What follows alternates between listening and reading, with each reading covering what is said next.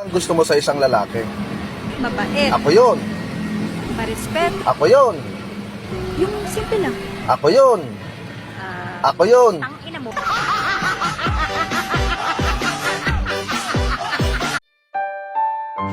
Mahal, tiis-tiis muna tayo sa ngayon. Sa ulam nating asin. Malay mo, bukas, may awa ang tindahan. Pautangin tayo ng toyo.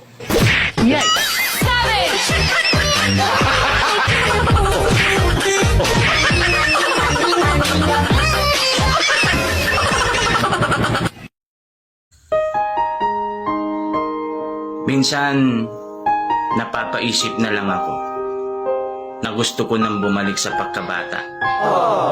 Yung tipong wala kang problema. Dede ka